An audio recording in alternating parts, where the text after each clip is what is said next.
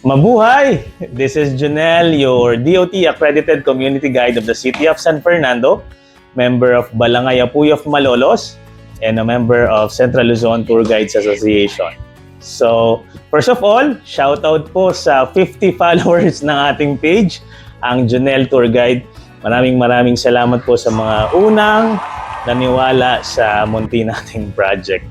And without further ado, we wanted to welcome everybody to the first ever episode of our podcast, which will be entitled Get a Guide. Get a Guide. So, a brief history ng ating podcast name. So, of course, this would be the theme of our messaging as well, that in order for you to have more on the experience of going to a certain place, it would be better to get a guide, no? And just wanting to share to you a story as well. Ito talaga something that struck me about 3 years ago, around 2023. I happened to visit San Guillermo with a Spanish couple. And actually, we're strolling lang casually sa church. And then of course, one of the attractions of the church is going to the museum nearby. And while we were strolling, casually strolling, I'm trying to provide them the backstory of the church, how it was sunken during the Pinatubo eruption and the Lahar flow in 1995. Then there's one boy. Later on, we learned that he's an altar boy. There's one altar boy who approached us and little by little explained all of the photos on the museum. So parang isang malaking magic na biglang yung mga pictures nagka-storya, mga galleries made sense. And it's because of the passion of one man who happened to be inside the church and provided us technically guiding for free. So later on, na nakausap ko siya, I just learned na he's an altar boy and has the love for San Guillermo Church. So hopefully that's an invitation as well. Na minsan, di ba, are you not sad? Di ka ba nalulungkot?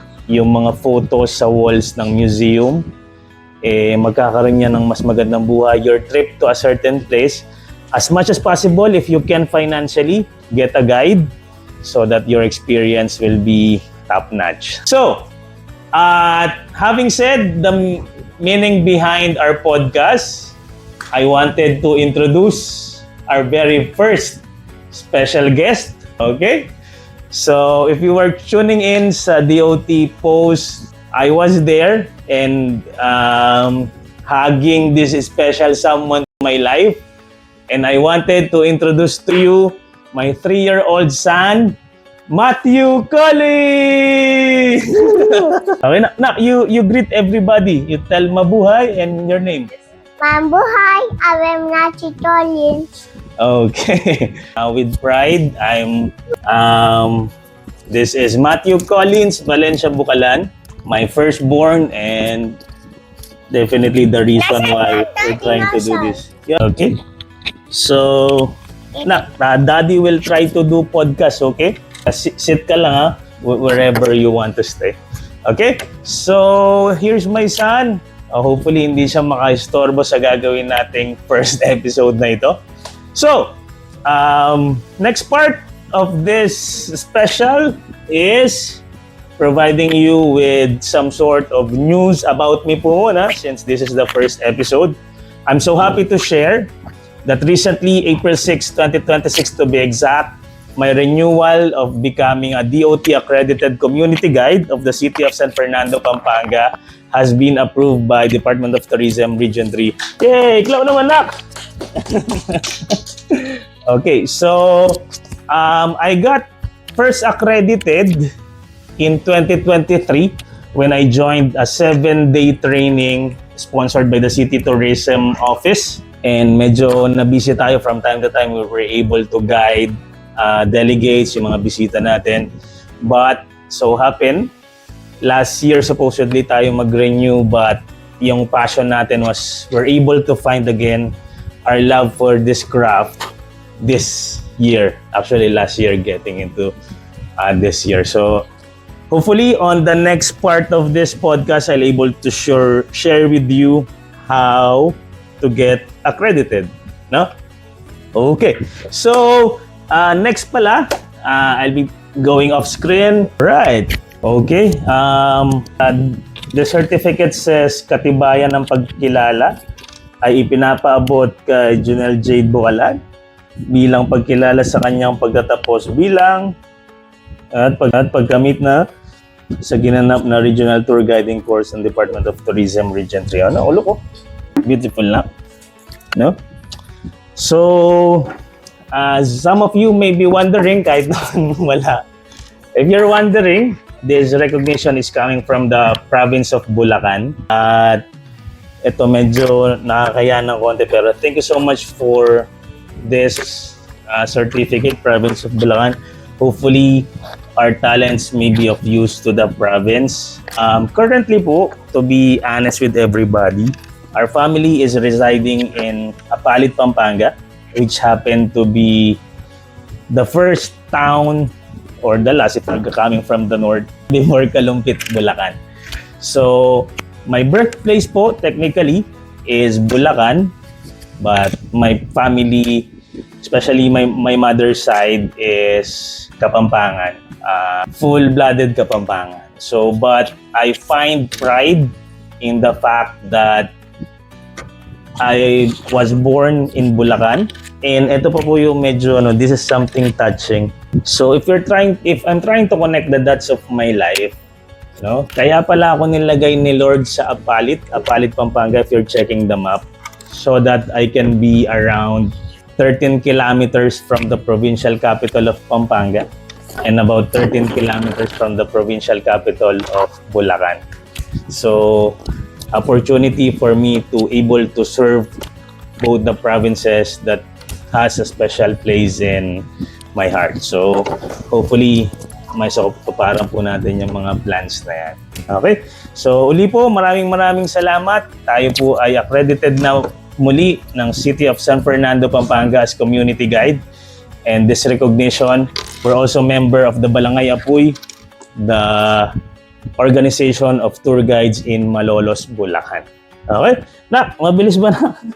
Sakto na. On this episode as well, hopefully I get to share my experience during the regional tour guiding of the Department of Tourism. Recently, March 26, 2026, the batch Uhay of 2026, the pioneer batch ng regional tour guiding according to us. But no worries. Anyways, the regional tour guiding batch of 2026 graduated from a 30-day training by the Department of Tourism. Right now, ang kagandahan po, we would have a chance not only to serve Pampanga, Bulacan, but the 7 provinces of Central Luzon. So hopefully, our ability will allow us to go to Aurora, Bataan, Nueva Ecija, Tarlac, Zambales, and the independent cities of Olongapo, Subic, SBMA, Angeles, and Clark. So, ayun po. So, I just have here my RTG journey. Quickly na, no? This is the story. Actually, ang journey ng regional tour guiding ni Daddy started in September 30, 2025. Do you know that? Yes? So, actually, this date, kanina nostalgic, I was trying to get to the original post ng DOT. September 30, 2025 was the first time DOT Region 3 posted in Facebook na they are conducting a 30-day training for regional tour guiding. So, awa po ng Diyos, the qualification, I was able to be eligible to all qualifications. If I will be able to share. During this time, I believe most of the contentions, everyone would be the 30 days training. So imagine, it's a matter of fact, di ba? Tour guiding, most of the time people are not doing this full time. Kagaya ko, not doing this full time. So 30 days of committing to a training is somewhat hard for everybody. It would be difficult for everybody. Pero kino-consider ko yung DOT. Actually, I've seen this very early, but a point in time when I attended CSFP's seminar that I decided na, sige, I would really love to join, and 30 days would be something na bahala na. Bahala na. Hopefully, I still get to keep my job after 30 days. So, September 30, I just could not remember which date I put my intention, pero nilagay ko doon, Pak, Janelle Jade Bukalan, 30, ilan taon ako noon? 32 years old. I want to be a regional tour guide of Central Luzon. Oh, di ba? So, November 3 was the initial acknowledgement of my application. They mentioned that through the screening, blah, blah, blah, blah, I was selected as one of the applicants. Okay? And then later on, ito yung maganda, nak. I was scheduled for a panel interview on November 24 ng alas 4. This would be my panel interview. Okay? And I went there. Actually, I was advised, supposedly, I would be the last one.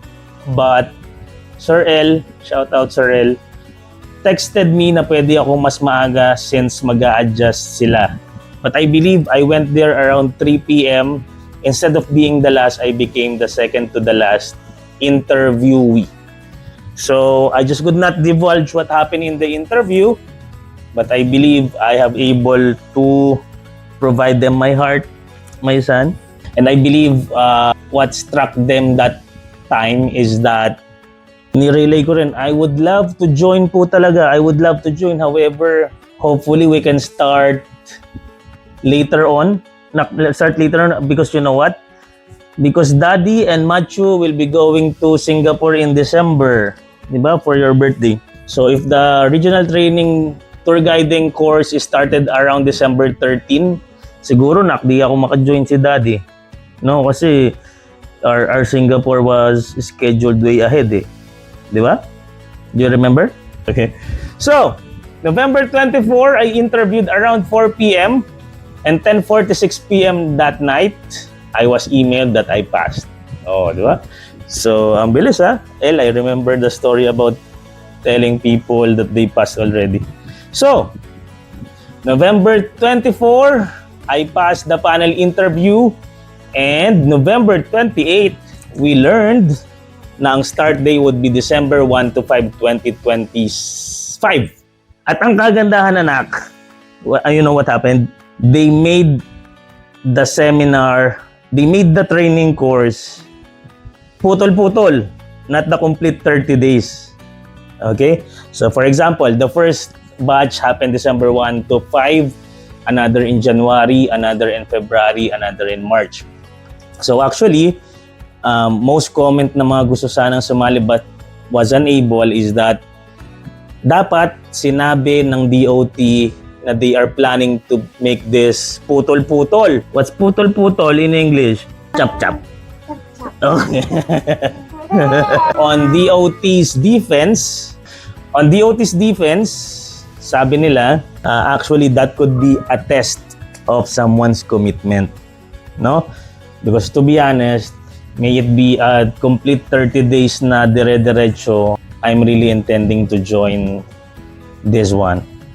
And more blessed ang nangyari because I was able to be present in every session, no absent, na complete attendance si Daddy. Okay? Proud ka kay Daddy? Complete din si Macho. Pala mo naman Daddy. Yes. So, pero actually, looking back, I believe, looking at it now, between isang diretso o yung putol-putol, may merit for everyone, may merit for every options. Because technically, we should be 1 month lang. Pero of course, kahit naman may breaks, you need to be committed on the course. So para sa akin talaga the training was for 4 months. No? And on March 24, 4 months. Okay? And Nak, on March 26, 2026, Daddy cannot forget it, was our graduation day in Capitol Hills. And awa ng Diyos, Nak, I get to enjoy the celebration more because my Matthew was invited. Abas tayo. Nagbas ka. Oo nga, Daddy, naka-car ikaw. Nagbas ka, no? Because Daddy was... Airplane, si Clark lang yun eh. Because Daddy was the valedictorian. Yeah! So yung awa ng Diyos, 18 graduated during that day and the Lord bless us to be a valedictorian. And if you want to watch the valedictorian speech that is pinned on my Facebook page, hopefully I get to share with you on how it went. So doon sa valedictorian speech, day before, meron na silang konting mga pahaging that there would be a speech. Pero to be fair, hindi ka nila talaga ipapa-prepare, but rather ay on the spot, halos on the spot. So nanginig tayo ng konti. Okay? So that's my journey as a regional tour guide. Our accreditation is ongoing and hopefully we get to be accredited as soon as possible time. So, the next part of this podcast is addressing your concerns. So, actually, of course, syempre, my parents would be posting my speech, my family would be posting my speech, and there were concerns that came to me. Sabi nila, no, oh, di ba CPA yung anak mo? CPA yung anak mo. Di ba merong negosyo yung anak mo? Bakit nag-tour guide ata? Okay? So, number one, I just couldn't know where the concern is coming from. But definitely, thank you so much. Thank you so much everybody who provided their wishes for us. Lalayo muna sa screen ng ating guest. Okay, so kung magulo po yung audio, ito po ang sisihin natin. But back to the story. Sit down muna sana. So, do not worry about me, everybody. Junel Jade Bucalan is still a certified public accountant. I still get to enjoy becoming the Chief Executive Officer of our company, Great Talents Global Business Solutions. This tour guiding is just one of my passion that I find talaga interest in.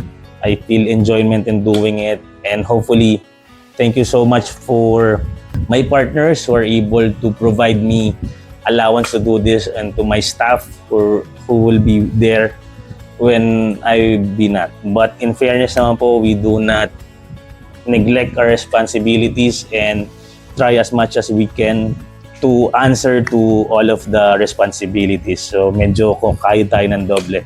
So ngayon nga, right now, maligayang araw ng kagitingan. Ang oras po ngayon ay alas 7 ng gabi. No? So actually, if you may be wondering why I'm into guiding right now, during the seminar, Miss Dali Salamanca actually asked me, "You're already a CPA. May I know why you joined the guiding course?" Something on that one. I can remember vividly my answer was, first in jest, I said, "Ma'am, pwede po bang umiyak?"